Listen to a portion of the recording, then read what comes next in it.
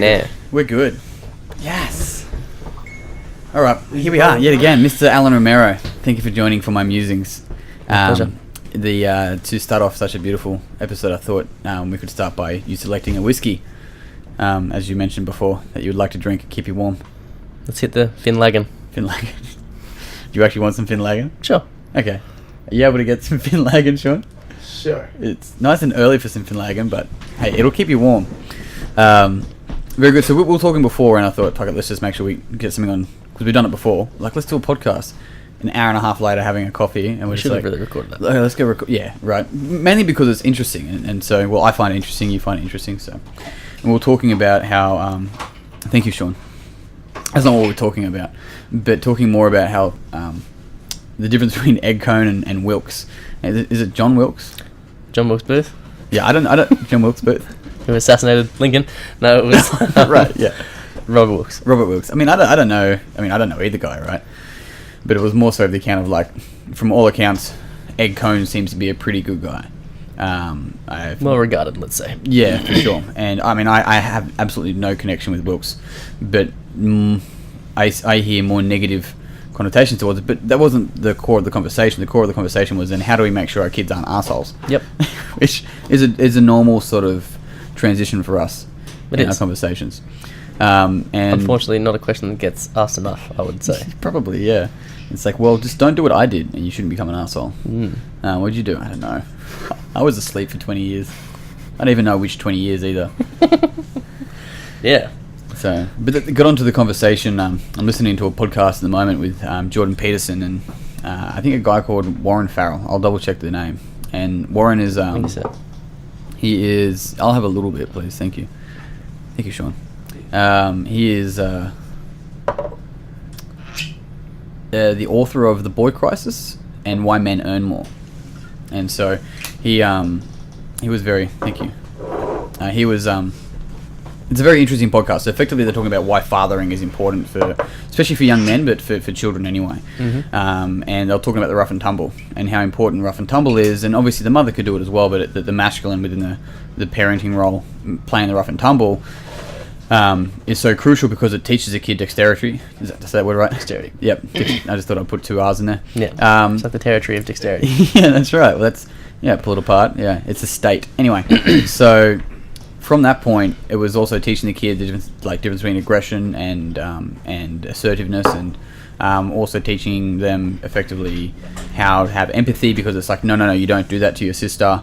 And it was very interesting because it sort of pulled us apart of like how important parenting is, and both roles within the parenting relationship as well. Yeah.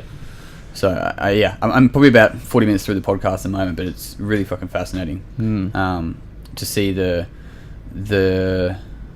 I think, I can't remember who did the research, but mammals have a certain part of their brain which is actually specified for play, because that part of the play actually helps develop their body awareness. That playing in the rough and tumble, so to speak, actually develops what's allowed, what's not allowed. Yeah. And I was talking to my girlfriend about this last night, and she goes, well, you stopped living with your dad at 8, then did somebody else have some rough and play or whatever, rough and tumble? And I was like, well, I played AFL, so there's, with Aussie rules, especially as you get a bit older, there's a lot more contact in it. But here's the set of rules: you're not allowed to go above the head, you're not allowed to go too low, you can't throw your fists around. So you're allowed to have rough and tumble, but this is what you're not allowed to do.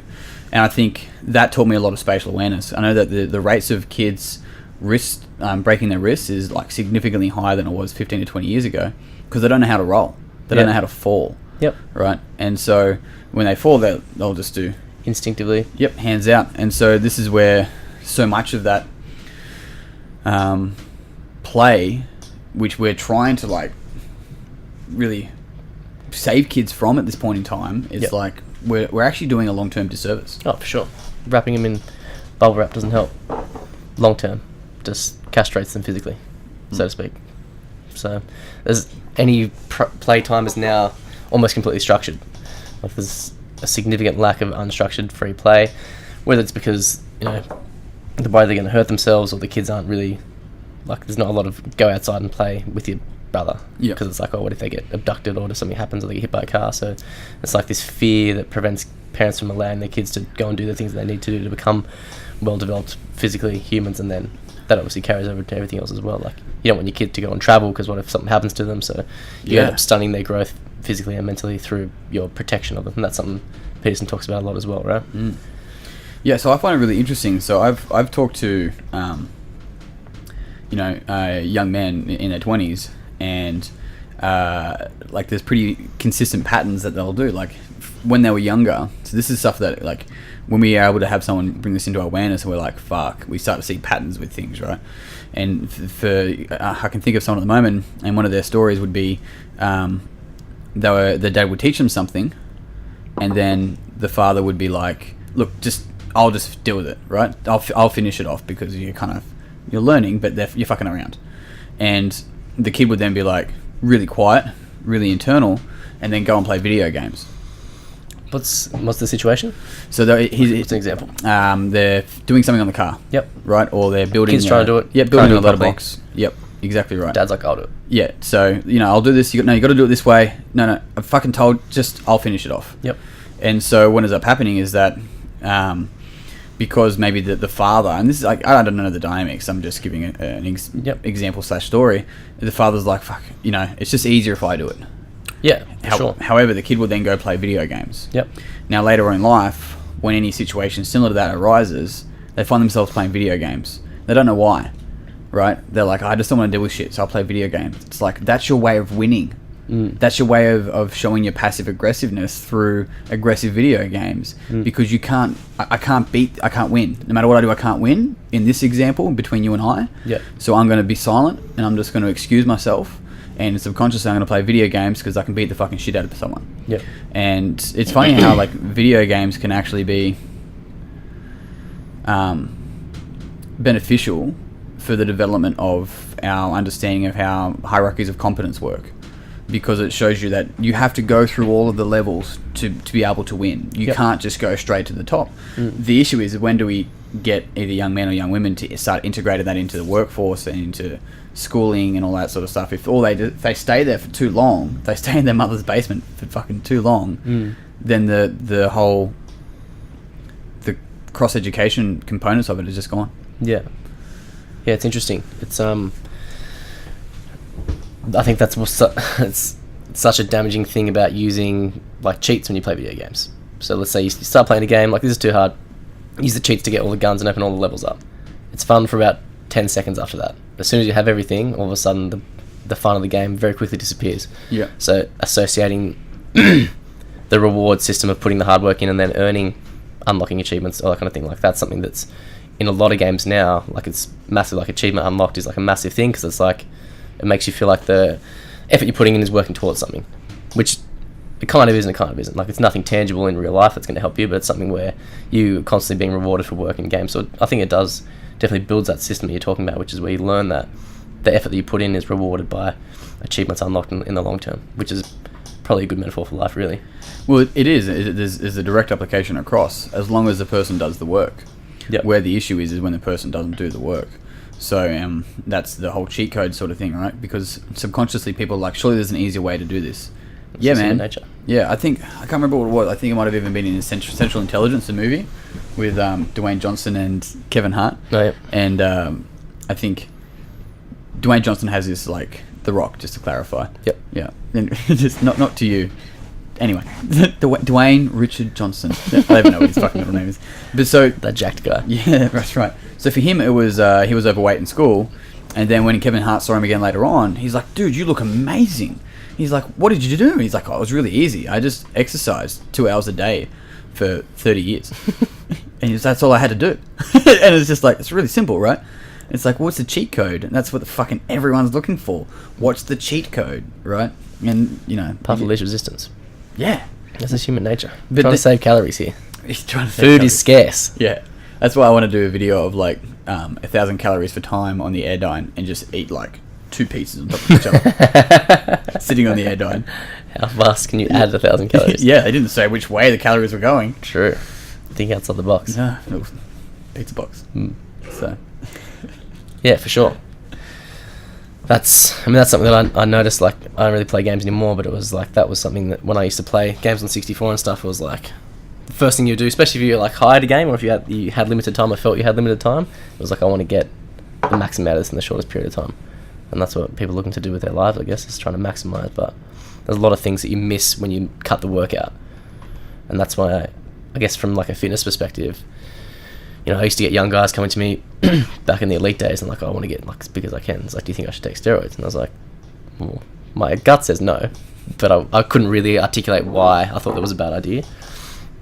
So I guess the first thing was, I thought it was just being lazy, right? I'm like, well, this is a bad start. If you haven't even started and you're already looking for a shortcut, it's like, it doesn't bode well for your success in the industry, which generally is a marathon, not a sprint, but also in life. Like, all the things that you have to learn from doing it properly, or doing it naturally, I should say, they have way bigger repercussions for outside the gym than they do inside the gym. Like, the stuff that you gain mentally and emotionally is much more powerful and long-lasting than the stuff you gain physically. Yeah. Like, you having to learn the importance of like patience, commitment, dedication, hard work, all those things, which I would argue will last forever, whereas the physical will only last as long as you physically train yourself, right? Yeah, it's also, I completely agree with you, right, on that note. It's really looking at it like, people want to, they don't understand, and I say this because I've been caught up in this many a times. They don't understand it's not about the end result, it's about the process. It's sort of, it's cliche, like who you become along the way, but it's actually true, because if this is why so many people that win the lotto end up losing it, because they didn't do the work to earn it, so they don't know how to keep it and handle it, right? Easy come, easy go. Yeah, and so that's the same thing with results in the gym. It's the same thing, like for us, the early days of my business, things were going really well, man. Things were going really well. I think they're going well now. But I've had some fucking winters, right? And they were exactly what I asked for. It wasn't like, oh, the market and oh, this. It was like, nah, I got fucking cocky.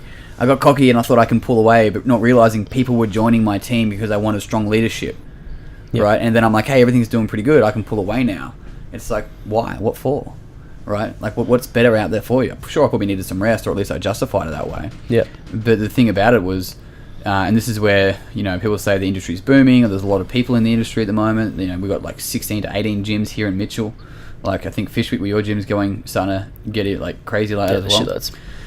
And I'm like, yeah, whatever, dude. Like, most of the people that I know starting gyms, I don't know all of them. They're good people, right? Most of them have good intentions. But the thing about it, it's like, who wants to be here will be here in 5 to 10 years, 20 years and further, right? And some people won't, and a lot of people won't, because I know people that start a CrossFit gym because they go, oh, I think this will be a good income source. You're like, good luck. Yeah. A, you're missing the point. B, no. Like, it's just, it's a bad idea. Well, it can't. The fitness industry is as bad as the beauty industry. It's just the same thing, really. It's fucking prying on insecurities, right? Yeah. You know, and we're makeup industry, we say that. Right? Yeah. It's just prying on insecurities, and there are people that no one knows about making fucking millions of dollars, right? And so that's where you see someone like Mark Bell, who created a couple of, you know, slingshots and the rest of that, and he's a millionaire. And I'm like, cool, good. He's contributing to the fucking cause, or he's trying to make the industry better. I got no problem with that guy being a millionaire. Yep. Not at all. The fucking overweight business person that owns one of the Globo gyms that no one knows about, it's like, you know, that doesn't feel as good. Yeah. Yeah, no, it's hard to judge, I would say, if you don't know someone's story, but I would agree. Like, some people appear to be quite clearly doing it for, they're rewarded appropriately for the value they provide to the industry. And there's certain people who are ripping people off with disingenuous marketing and products that prey on people's insecurities that don't actually work and don't deliver a result and keep people stuck in a loop and perpetuate the obesity epidemic and all the bullshit that goes along with it. But it's just too unregulated, so what do you do? Well, you would hope people, you educate, right? That's what we do. I mean, those people also have given, you know, I bring them forward to be like, look, there are these people here and it doesn't feel good, but they've also given a lot of PTs work. Yep. Right? Fucking shit tons of PTs. It's all the way around. Right? Absolutely not. It's given, you know, most of the Globo facilities and commercial facilities, they only want 20% of their clientele to rock up. Yep. Right? And I think, you know, Drew from Alchemy said that he worked with one of the guys from there and they said, oh, we can't email because we'll wake the sleepers. right? Which is like, what do you mean? It's like, well, if we bulk email everyone, we'll get bulk emails back saying, oh, I forgot to cancel my membership. Can you cancel my membership? Yep. And so they just don't email out. And so if they, you get a gym that has 3,000 members, and let's split 1,500 evening, 1,500 morning, right? If everyone was going, it's like, well, that's going to mean a couple of hundred people at 5:36 in the morning. How many treadmills do they have? How many barbells do they have? They don't set up for that many people. Business model doesn't support it. Not at all. So they actually don't want people to rock up. So there's those elements of it. But the thing about it is that for a lot of people, it gives them work, right? And it gives people an opportunity to go, oh, I just want to try this fitness thing, and I'm going to pay $15 a week. I'm not against that at all. Like it works. It undeniably has positives to it, even though the concept is negative. You're setting up a business to try to take people's money for them not showing up. Yeah. A certain percentage of them, that's their first experience in the gym, and they might fall in love with fitness as a result of it. Sure. You might have PTs who launch their career actually helping people as a result of that as well. Yeah. So it's like, there's golden maggots inside the rotting carcass. That's a very...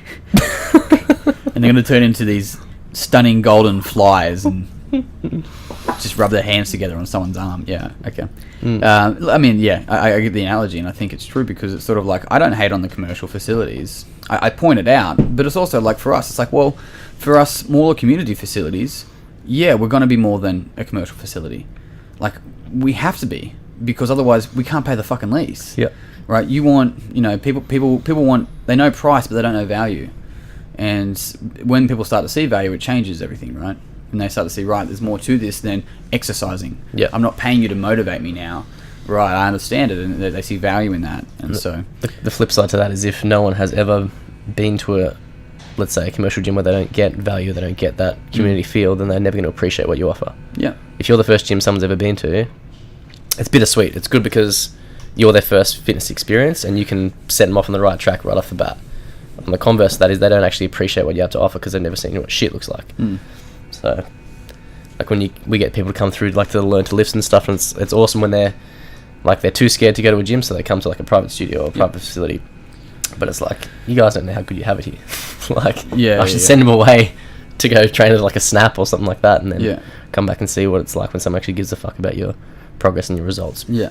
And obviously that's not to say that people at Snap don't care. It's more like that's the larger minority. Well, the business model doesn't support it, like you said. Like, the ideal client is someone who pays and doesn't come. Yeah. So. Indeed, and you got to play the game. I mean, we're in this enterprise time at this point in time with everything, where people go, fuck it, I'm going to open up a coffee shop. I'm going to do craft brewery. I'm going to have my own little distillery. I'm going to open up my own gyms. But like, there's too many gyms. It's like, if you had, so we got Club Lime here in Mitchell. If we had 2 Club Limes, that'd be too many facilities. But we can support 15 smaller facilities because it's actually less people if each one has 100. Yep. Right? It's like too many gyms for what? It doesn't make any sense. There's no such thing. The market will correct. If there's too many gyms, there won't be too many gyms. Yeah. Like, no one's got a gym here that they've got just a 500 grand in the bank they're just going to pump into a business running a loss. Like. Yeah. So, but that's, Canberra is like heavily saturated with gyms, but totally it'll always regulate. Yep. Yeah. And people talking about like competition. It's like, yes, competition is important to be wary of your competition. I think at some point you got to find some balance of being able to play the game, but you can't lose yourself in that process. You have to know your identity as a facility. Otherwise, if you're keeping an eye on what the CrossFit gym down the road's doing, and then you try and offer what they offer, it's like, dude, you're playing their game now. You can't be reactive. Absolutely not. You can never win like that, and it's just stressful. Like, you're constantly like trying to see what they're doing and match it or beat it. It's like, we obviously don't have a genuine, authentic product if you can modify it based on someone else's actions. So how are you going to attract people you actually want to work with if your product is just based on external influences? Yeah, it's not strong.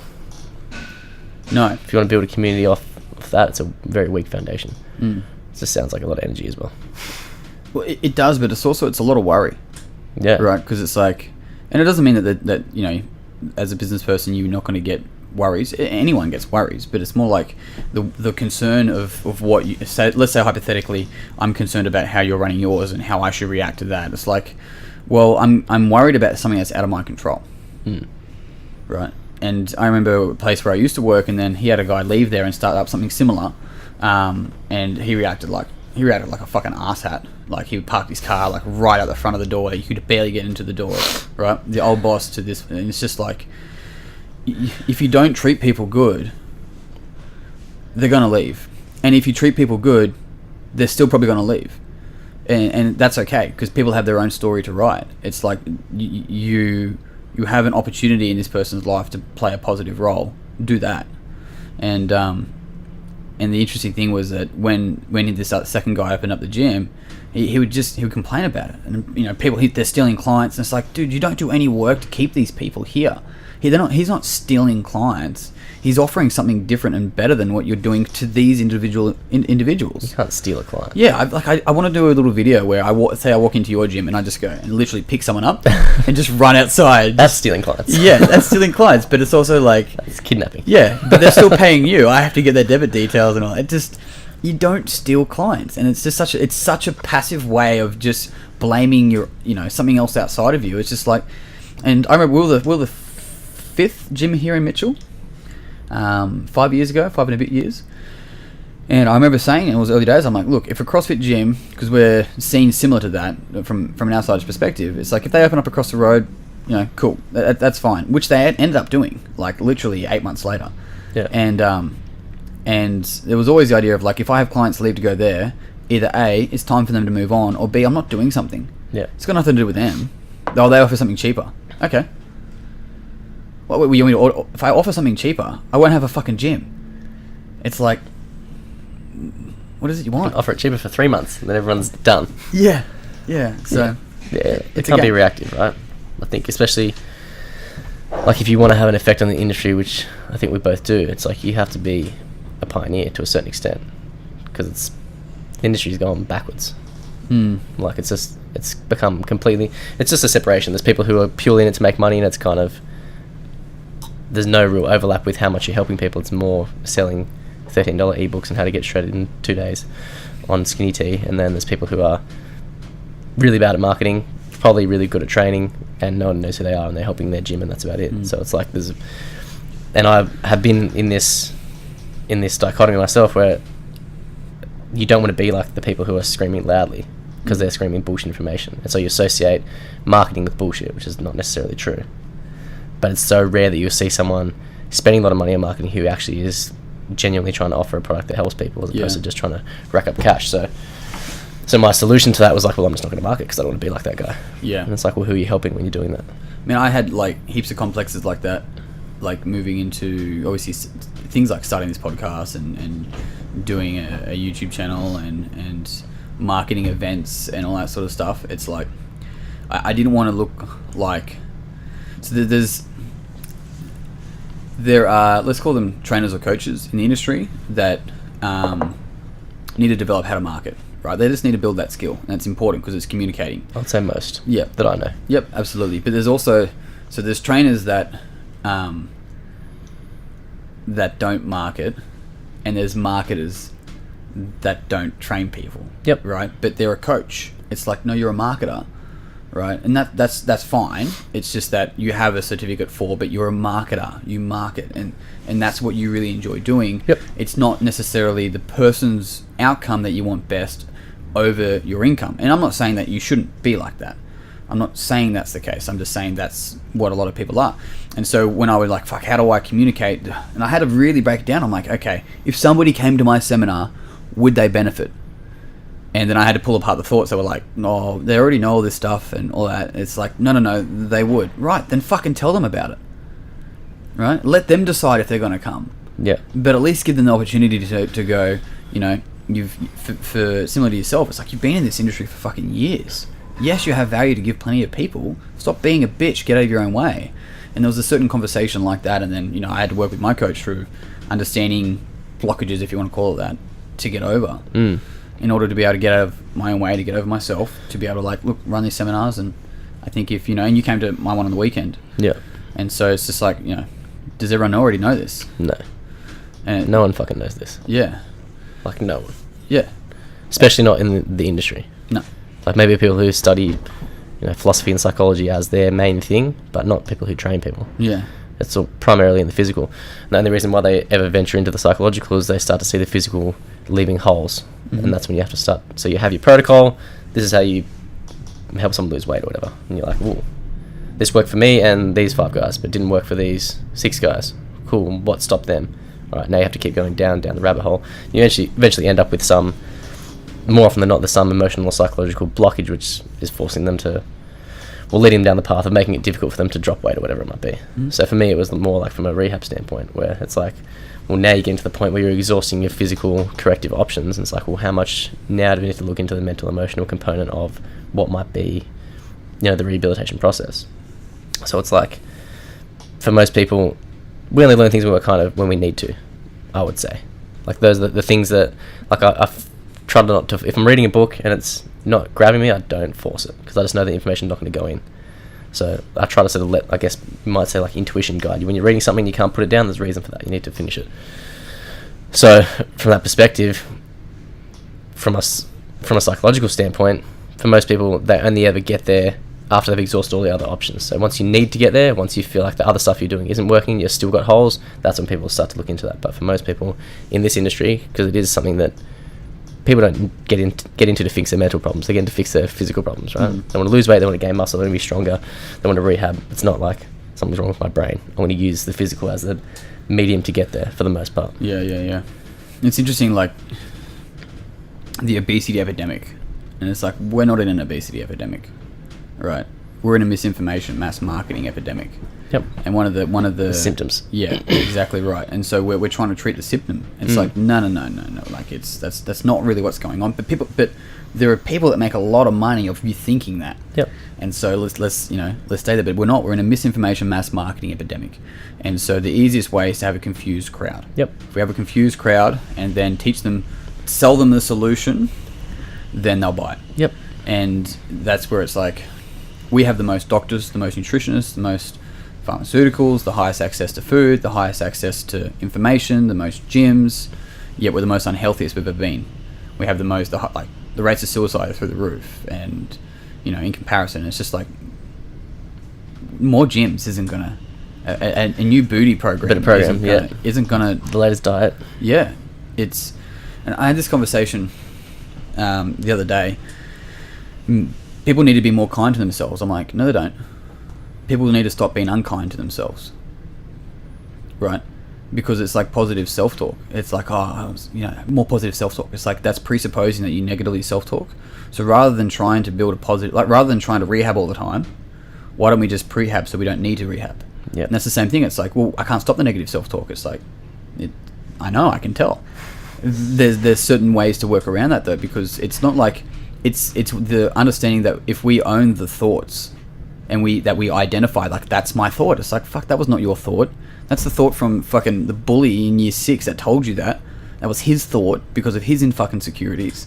And now you have it float around your head and you claim it as yours. Of course you're going to think that. And it's like, that's not always the case. It's just like, the whole thing about being kind, it's like, let's learn to be unkind. Like, let's learn how to not be unkind to ourselves. And people are like, how do you do that? How is that even possible? It's like, well, either continue to try and fix this rehabbing process, which you're always reactive, or learn to be more proactive about this stuff. And which one's more challenging? I know which one yields a long-term result. I know which one yields a short-term result. Yeah. And at some point, like drugs or caffeine, you'll have to have more and have more and have more of it to get the same sort of response. Yeah.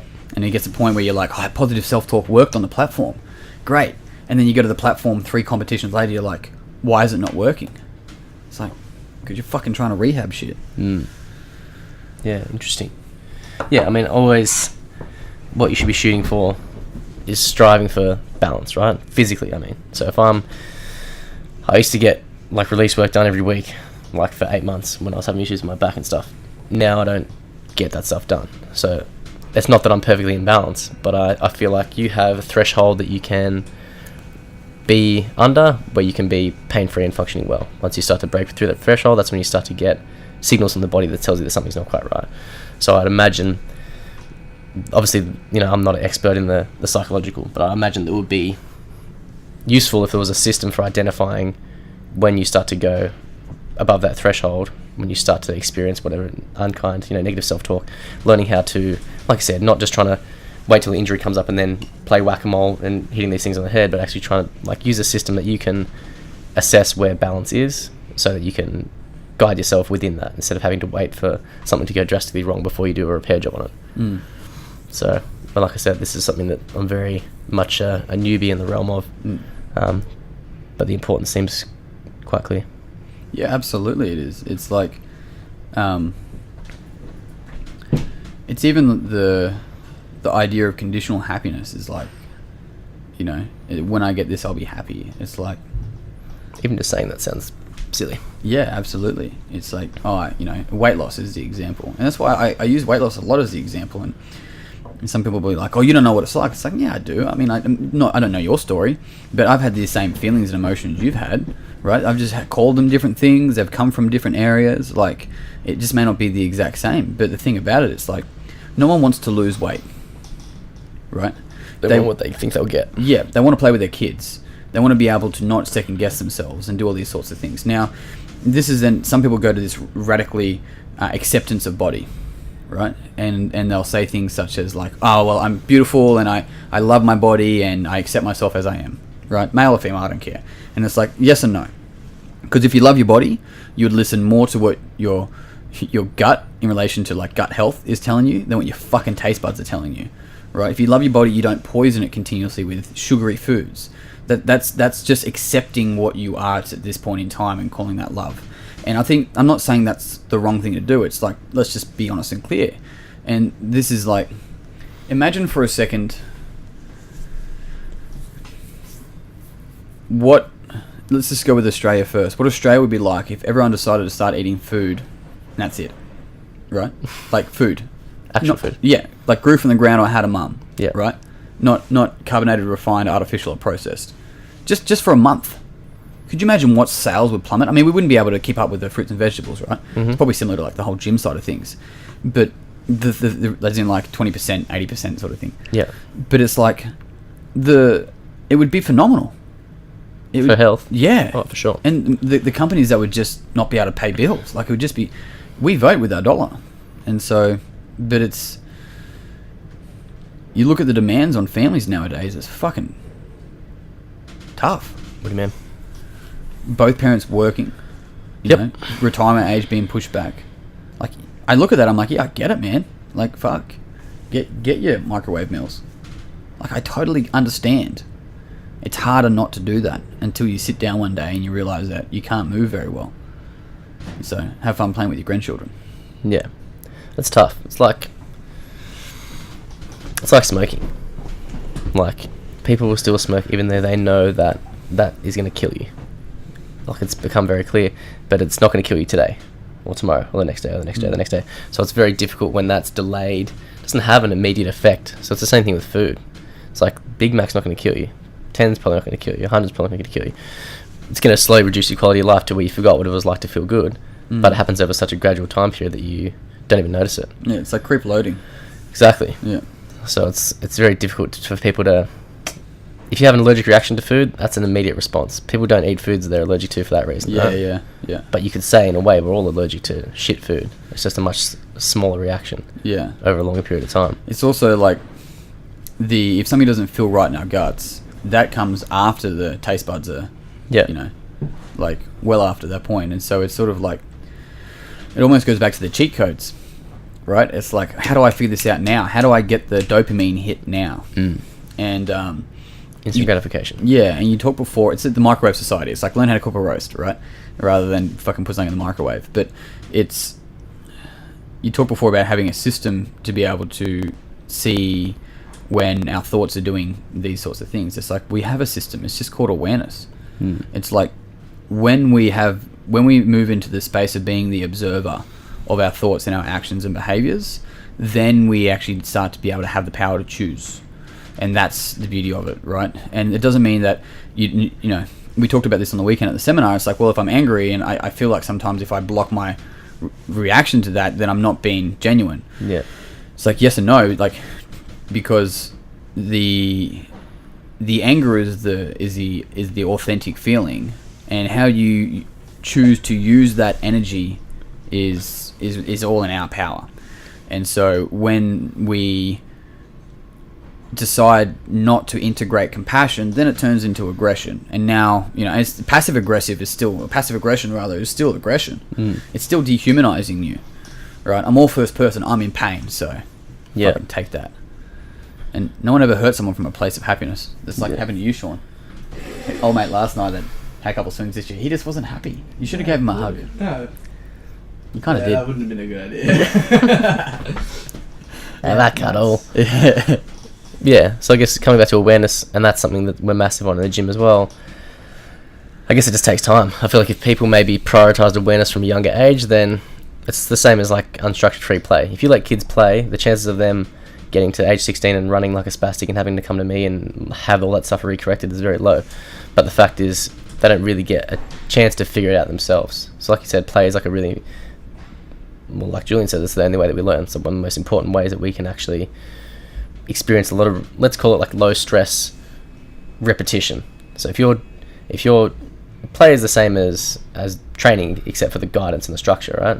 So it's like if you're being forced to do something repeatedly, it's way less fun and less productive than repeating it because you like to repeat it, right?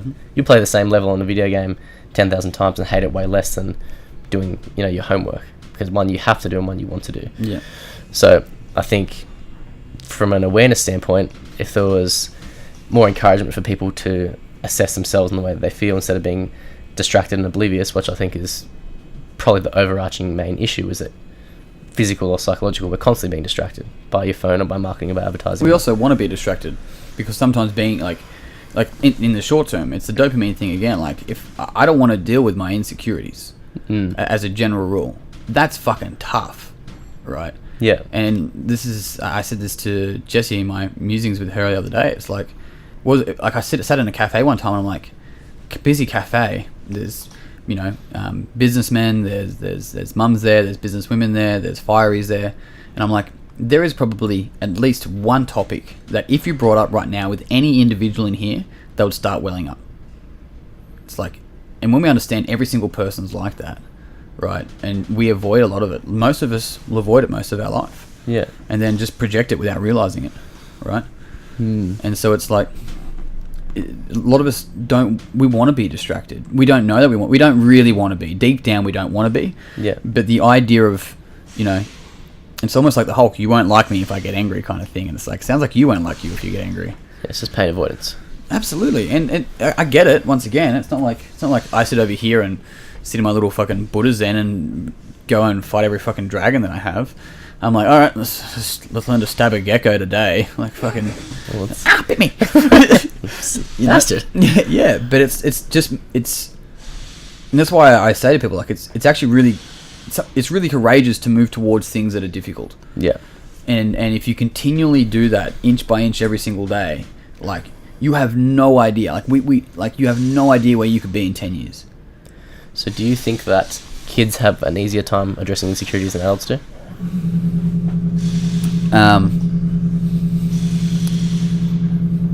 Do they have the same emotional defenses that we do? I think they're taught, right? Behavior, right? A lot of stuff is taught during childhood, but also a lot of kids when they're young, they don't know what the emotions are. Like how does a kid know what shame feels like? Yeah. Right. Like, oh, that's shame. It's like, fuck. How does this 4-year-old know what this is? They don't. So they just know happy, sad. Yeah. And Peterson talks about this as well. Like, you can hear with a child crying whether it's angry or whether it's actually in pain. And it's just, if it's angry, it's actually like almost this deep screaming kind of crying. It's like it's angry about something, but it doesn't know how to do it. Like it's still learning what those emotions are. And so I don't know. I think it's a really challenging. I don't have the answer to it, but it's like with adults, we have the power of actually owning it. As a child, you don't know to own it. Like if there's a child that's like, no, this is my fault and I'm going to deal with this, you're like, oh shit, dude, like that's great ownership. But there's always two gods, right? As a child, at least, there's always two gods, mum and dad, and they decide if I'm in trouble or what's good and what's bad. Yeah. Right. And so if we don't disconnect from those gods and become our own adult and see them as adults who have their own insecurities and everything, then we will always be the god in that, see them as gods in that realm, and be a mere mortal and give my power over to them because they know better. Yeah. And so as adults, I think we definitely have the responsibility to take ownership of our shit. Yeah. So you probably see where I'm going with this as an investigator. So it's one thing to be able to have someone come into the gym, and because they're an adult, they have the ability to invest their time and effort into correcting, let's say, a dysfunctional movement pattern. What I would much prefer is that no one would ever need to come to the gym because they learn proper movement patterns when they were younger, because they're allowed unstructured free play and they develop properly physically as a human being. So from the psychological aspect of that, is there things that parents can be doing to make sure that their kids learn to, I don't even know what the process would be, identify, express emotions, develop that full spectrum, so that they can develop an awareness, so that they don't ever have to get to the point where we have to have the discussion like we had on the weekend. No, I said, I feel like it's unnatural that we have to have this discussion, which is, regardless, that's nothing, right? It's neither here nor there. Like, it's a discussion that we're having, but I would like to think that if things develop the way that they were supposed to develop, that would become unnecessary. In the same way that I believe that if people develop physically the way they were supposed to, that my job would be unnecessary. I shouldn't have to rehab people, because they should never get physically deconditioned to the point where they hurt themselves picking up their fucking pencil off their office chair. Yeah, it's a good question. So I don't think it's unnatural for people to have these types of responses. I think it's actually a natural reaction to dealing with the world. Okay? Not the response, just, do you know what I'm saying? Like, the fact that we have to read 10 books to identify the shit that went wrong with me when I was younger. So not that we have to, but those 10 books probably used to be tribal leaders. Yeah. Which we don't have anymore. Yeah. Right? So that's more what I'm so... talking about. Yeah, so that's like the wisdom that we get in those books are probably from the tribal leaders. Like, it's the constructs that we have around us that we're trying to navigate, and I think that's what is... now it's like, well, I don't have these tribal leaders. I don't have... The job defers to the parents, right? Yeah, yeah. And they're ill-equipped in themselves. Yeah, and the tribe, right? We've split up the tribe. That's Kids a bad go idea. here, adults go here, grandparents go here. Yeah. Right? And so because of splitting up the tribe, we see what happens. And now there's a disrespect to the elders. People respect your elders. It's like, well, they don't respect me. I get that as well, because some, for a long time I would smile at every old person like, I'm one of the good ones, like me. But it's just like, well, fuck, that person could be jaded, I don't know.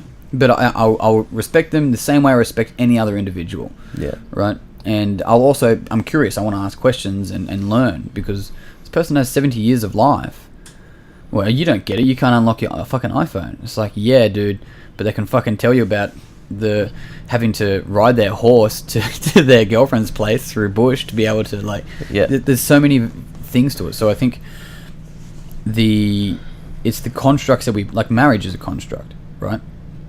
And so what psychological defenses do we have when our parents divorce, when as a human being marriage was something that we constructed into our lives, and then we have this emotional reaction to it, and it's just like, this is really quite fascinating. How deep does this go? Money is a construct, right? Money is just a trade of cows, really, of resources. And so it's like we are the meaning makers. So we control what meaning we give to things. And when we realize that, and if we're educated at a young age, then we can really start to adapt and change to anything in the environment. But when we my parents had a divorce, and it was when I failed my high school certificate, off you go, put a meaning to that. There you go. Let's see how it goes, right? Write yourself up a little story. Yeah, indeed, and let that run, And people will do it, but it's like you get to choose the meaning, and if you're not conscious, if you're not aware, you will make meaning for it, because we have to make meaning for everything. That's what we naturally do. Like, where do I sit in relation to you? Subconsciously, I'll try and make meaning of that. He did this, and that means he doesn't respect me. If I'm not aware, it's like, he did that. Based on if I did that, it means I wouldn't respect you. You don't respect me. And it's just like, but you see the world completely different. The Enneagram shows that. The NLP Communication Model shows that. We just project. Totally. So, yeah. I'm not sure if that sort of answers your question, but... Well, it does. And it's all quite interesting. I guess, like I said, because of my proclivities, I'm always looking for solutions. So as much as I do like the philosophy, I much prefer it when it leads to not a concrete, but something where we have now a step forward to go to. something tangible to use. Yeah, because I'm going to be a parent one day. I'm sure of that. So the bottom line is, I feel like it's taken way too lightly, or completely accidentally for the most part. So people, by the time they realise they're going to be parents, they don't have time to read 800 parenting books and psychology books and talk to other parents. Or they have time, but they don't make it a priority, and that's what scares me. But even the kids have meaning. Like, the kids will make meaning to things. What do you mean? So the parent does something, and both kids create meaning to it. Completely different meaning. Yep. And if they can create completely different meaning, it's not in the adults. Like, they can only do so much. And then, the first kid was 2 years when the mother got pregnant. Right, and then the earliest memories were the mother being sick, morning sickness, and then the attention went to the mother and the new baby coming and all the things around that. So from like this early nurturance to like, now I'm not here. Yeah. Now I'm not here at all, and then the baby's born, and then where's mum? Right, and this could be someone's earliest memory. It's a really early memory, but there's a potential for that. And what meaning do they have to that? Yeah, I don't think that's a bad thing. Like I said, that's what we do. Yeah, but I think there's certain things where it would be hard to argue that they were positive. Like, if you never screamed at your child out of anger, would that affect the way that they developed? Yes, absolutely it would. So I think there's certain things that we could argue are more likely to be positive or good, and more likely to be negative and bad. And it all comes from our own shit, really. Like, if you've had a long day at work, you're not handling things well, you're tired, you're hungry, you snap, that's a bad thing to do. That sounds like a short day at work. That's a mistake, do you know what I mean? Like, you can look back on that, what we talked about before, things you would look back on with regret, to circumvent those things will be seen as a positive. So how can we make sure that happens more often? Most of the time it comes from a lack of education or understanding, right? Of self. Yeah. Yeah. And I mean, I think, and once again we talk about Peterson a lot in this, but I think Peterson talks about this a lot. And he's like, don't let your kids do things that make you dislike them. Yeah. Right? And then you get so much backlash about that. Yeah, but it's like... But just from a lack of understanding about what he actually means, though. Oh, dude, I've had to look after so many dogs, right? And I friggin' love dogs. But the thing about it, if the dog's an asshole, I'm like, nah, mate, you can fucking stay outside. Right? Yep. I still love the dog, but he's been a little shithead. And I'm like, you can stay outside. And he might be a shithead because I've been away all day. Right? And I come in, I'm like, fuck, I don't want to deal with this. You stay outside. And he's like, oh, what have I done? Or maybe he's just like, thinks I'm playing a game. I don't know. But the thing about it, it's like... the dog didn't mean to do that. It dogs to just love. Dog. Yeah, it just dogged, right? Yep. And in that circumstance, it's like, if we don't think that we have this dark part of ourselves that is capable of just this absolute, disregard for other people. People are like, I could never be like that. It's like, you're fucking like that then, right? You are so fucking like that. You may not be like that to your neighbors and everyone else, and maybe you project all this really good things because you care about what they think about you. But when was the last time, you looked at someone and were like, oh, fucking this X-racist comment here, right? Yep. But passive racism or passive all that sort of stuff. And it's just like, if we think we're not capable of it, then you're most likely the person that is doing it. And it's all quite situational as well. If you live a fucking amazing life where everything's catered for, then what have you got to be angry about? Well, you put yourself in a situation where, if you were in that person's exact same situation, then you do the exact same thing. Like, I think that is a realization that can be helpful. Is like, if you lived that person's exact life, then you would be doing exactly what that person's doing. Yeah man, it's like the couple of the league, one of the boys that I train in a group of older fellas that are over 40, and when I told him the quote, I think I probably told you this, I told him the quote of a good man is not a harmless man. Yeah, a good man is a very, very dangerous man that has it under voluntary control. Right? And he laughed, but like in agreeance. And then he goes, I've got mates, and I think he's done work. He's an ag farm consultant, and I think he's done work with the US government, right?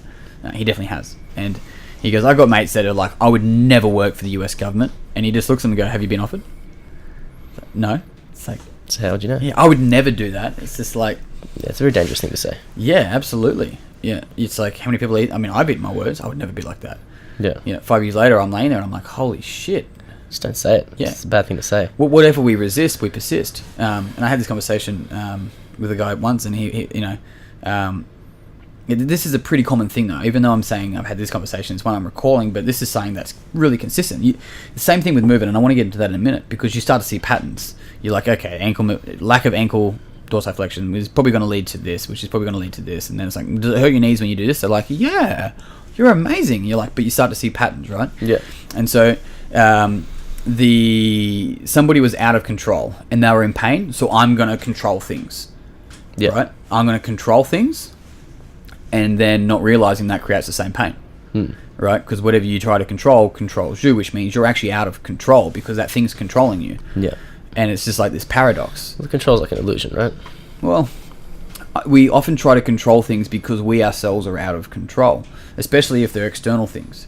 But it's that thing where it's like, oh, he's in pain because of that. I'm going to do the opposite, and I won't be in pain. It's like, yeah, dude, whatever you're resisting, not the behavior, but the symptom will still show. It'll be the same fucking symptom. Yeah, it's interesting. So, do you see? I mean, because we're in similar training spaces. However, I would hand over my, I'd be like, look, sit down. I want to hear everything you know about movement. There's plenty of things there that I don't know that I could definitely learn. And so, in that, because I know I do, but I think you would have more research back behind it because the amount of while I've been looking at psychology, you've been looking at that. Yeah. What are the main patterns you see in people when it comes to movement that is most easily avoidable, yet makes the biggest impact in their life negatively? I suppose it depends how you define easily avoidable. No, just have one answer. This is what you do to me all the time. Yeah. So I'll give you a few examples. So yeah, do that.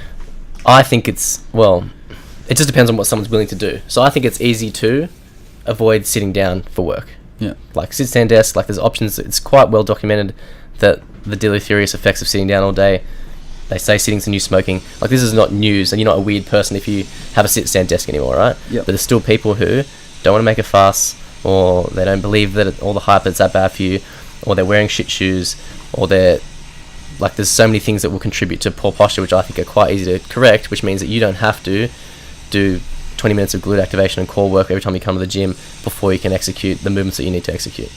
So that's quite simple things where people are unwilling to make changes based on what I would consider to be quite trivial reasons. So I don't want to make a fuss, or I don't want to wear those shoes because they don't look as cool as my high heels. Yep. So there's decisions that people are making on a daily basis which are 100% contributing to their movement quality being dog shit, which I would argue like very simple to fix. Sure. So, and what this kind of leads to is stuff that's nothing new that I'm inventing, but How about that drill? So I'm right. Sorry for everyone listening. I'm right next to the mechanics, like not right next to, as in they're next door. Hey Bob. Yeah, Tommy. It's Tommy. So, upper body, lower body cross syndrome. These things come from being put in poor postural positions, which develops weakness, which perpetuates the cycle of weakness and tightness. So, if anybody doesn't know, upper body cross syndrome is, if you picture a person standing from side on, you essentially have a cross that goes across their body from, let's say, the back of their neck to the front of their chest, moving downwards, and then back the other way as well. So what it's been documented is that people tend to have tight pecs and upper traps. So that's the cross going down diagonal to the front, and then weak neck flexors and lower traps. Yeah. So upper body cross, and then the lower body you have the same thing where we have weak glutes and core and tight erectors and hip flexors. Yep. So it tends to put us in an exaggerated curve. So like a high heel looking at my iPhone position. Yeah, pretty much. Yeah. But with your neck cranked out like that. Yeah. So yeah, things that are sort of lengthened and weakened, and things that are shortened and tightened. And that's where people always get pain and tightness in their back and in the hip flexors. Their arse and their abs don't work properly. They get pain in their neck, and they get tightness in their chest, and their neck, the front of their neck is weak, and their lower traps, the middle of their shoulder blades are weak. So these are all things that are exacerbated by having poor posture for a large period of the day, which is just not necessary, I would argue, these days. Yeah. Maybe 50 years ago, you have to have a fucking medical exemption if you want to not sit down all day in shit shoes. Whereas nowadays, it's just not. There's enough evidence to support the decision to take care of your body without having to waste. Well, it just means you double the amount of time you need to spend doing corrective work. Yeah. It just makes it so much harder to maintain that balance. And this is the thing about health, is that you're going to pay for health at some point. Yep. So, like, I feel like I know, at least, if not the answer, the direction for this, but what is, because this is something that I see really common, and I leave it as best I can. Like, I've been to family dinners where cousins are like, oh, can you write me a diet plan? I'm like, Gross. Nah. Right? I actually can't write. Yeah. I'm illiterate. Okay, www.google.com. They're like, it's not a diet plan. It's like, why are you asking? They're like, they've been like, you're lucky. Look at your genetics. I'm like, it's documented in my family. We can easily be unhealthy. Like, don't do that sort of stuff, right? I've easily put on weight before as well, but it's like I've been in an environment where I'm like, I don't want to do that, right? It's my values, and it's sort of like, it's looking at this sort of stuff and going, it's so easy to be like, your genetics are this and your genetics are that. Can you give me a global thing? And so I have people be like, what are the best exercises for for strength, for fat loss, for whatever it may be? And I look at their posture and I'm like, it's the least of your worries. Yeah, exactly right. But what happens is that we have these instabilities, and I really want to get your thoughts on this. They have these instabilities, let's call them that, right? Deficiencies in movement. And then we just exercise them. What's the end result of that? Depends on the exercise. Okay, and depends on the deficiencies. Yeah, like I think you can definitely, like the first thing that I'll do with someone will always be breathing. Doesn't matter who they are, their first session's always, they're spent at least half an hour on the ground doing breathing stuff. And if they don't like that, then this isn't the gym for you. Right. Because if you're not willing to spend half an hour of your life building a foundation that's going to positively affect the rest of your, not only your exercise, but your life, then you're not the kind of person that we want to work with. So people generally come to me when they're injured, which helps because they're not like chomping the bit, like let's squat, I want to deadlift, I want to clean. Like they're like, I want to not hurt when I get up out of bed. So I'm like, cool, let's lay down here. So that it's easy to get buy-in from those sorts of people. People who don't work with rehab people, it's going to be tougher, and you're going to have to be more forceful with I guess the way you explain your philosophy to them and why this sort of stuff's important. So for me, it's kind of an easy sell, especially if you can get someone like a big reduction in pain within the first session. That's how you get buy-in straight off the bat, right? So depending on what you do with someone, you can build upon what you assess to be their weaknesses with exercises that still make them feel like they're working without reinforcing bad movement patterns. So what I think is a big deficiency within like the physio realm, from what I see, is that I get a lot of people who come from physio. Some have had results, some who haven't, but what there tends to be missing is the return to what they were doing before. So it's like you have a rotator cuff tear, you go to the physio, they do some release work, they give you some exercise and some stretches, you do a few band external rotations, your shoulder pain goes away, you get back to bench pressing and tear your pec again. So it's like there's not a lot of the bridge in between what gets you out of pain and how you can get back to using a lot of load, because how much load can you use on a band external rotation? Do you know what I mean? So it's like, how can you, I think the physio sees their job as getting you to stop hurting, and then the person, it's almost like they're trusted to get themselves back to that level without being stupid, but people don't want to do that, because as soon as you're out of pain, you're good to go back to benching 100, right? So what we try to do is build the bridge from getting out of pain back to like full scale high level dynamic movement without reinforcing those bad movement patterns again. So what we try to do is, a lot of the rehab exercises that we program will be loadable at some point, so you'll keep that in there. So you might have dysfunctional pattern on a squat, for example, so we'll do corrective stuff to get you to, let's say you have back pain and knee pain, we'll do some position resetting. It might take you maybe a couple of weeks to learn how to set your positions right. Then we'll start to do some sort of actual exercise. It might start off looking kind of like a rehabby exercise, which is not fun and people don't want to do that, but very soon it turns into an exercise that's actually challenging, so they still feel like they're working out. I think that is the challenge, is to get someone to make it so that the exercises that keep them healthy are the exercises that they can enjoy as well. And then it might be, you might have your programs 100% rehab at the start, and then it drops back to 70% rehab, 30% stuff that feels like you're working out, and then it's like 50-50, and then it's like 30-70. And you might keep maybe 20 to 30% of your program as exercises, like you said, which is not reactive, but it's proactive, so you maintain balance throughout your program. And if you have exercises that are putting you way out of balance, and you just have to drop them for a little while. It's sort of like the idea, like if you're not prepared to prehab a little, you're going to have to rehab a lot. 100%. It's hard to sell that for, and I'm not saying that as in like, for people who aren't hurt, it's hard to get it. Oh, dude, absolutely. They're like, I'm fine. What are you talking about? It's like, well, what if you're not? That's right. I asked the question. It's like, all right, are there any injuries or restrictions that I should be wary of? Which was funny when someone go, what's the difference? I'm like, pregnancy. They're like, worst injury it was of in all. front of a group of people too. They're like, oh. It was just like, anyway, moving on. But it was like, is there any injuries or restrictions that I should be made wary of? And this question is a twofold question. One is, what are they willing to let me know? Are they actually wary of any of their, deficiencies, right? Yeah. Indeficiencies. Most of them aren't. Right, but no, that's the thing. So they go, no, nothing. And I'm like, you're a 43-year-old individual. You have injuries waiting to occur in that case. Yeah. Because there's, the thing about it is, if I buy a 40-year-old car off you, that's not really serviced that often. It runs fine, yeah. I'm like, all right. So don't drive it over 40 kilometers an hour, right? Drive it around the suburb. Oh, that's been there for ages. Yeah. No, yeah, if we just smoke it, that's all we do, right? But it's the exact same thing. It's like somebody goes, oh, why does this hurt? It's like, fuck, I don't know. How many times have you rolled your right ankle in your teens? Like, it's there could be a whole range of reasons that... It's lack of awareness again. Yeah, and so it gives me that two-prong. Is the second is, how well do they know their body? And so, and that's not a matter of like me testing to see how well they know their body. It's like, how much do I have to work with this person to sort of realize how much they know their body? Well, if they knew it well, they wouldn't be here. Yeah. For the most part. Yeah. Even like the highest level athletes that I've worked with is still, most of the time they get there because they have a natural inclination for athletic performance, not because they've necessarily worked their ass off to get there, for the most part. Like, it's the fringe athletes who never quite had a lot of natural talent, or left their run a little bit too late, or whatever it might be, were injured when they were younger. They are the ones who tend to have a better understanding and have a higher propensity to move on to be a high level coach after that. Yeah. Whereas like your highest level athletes, like, it's just all inbuilt. But it's also it's inbuilt. The other thing about it, psychologically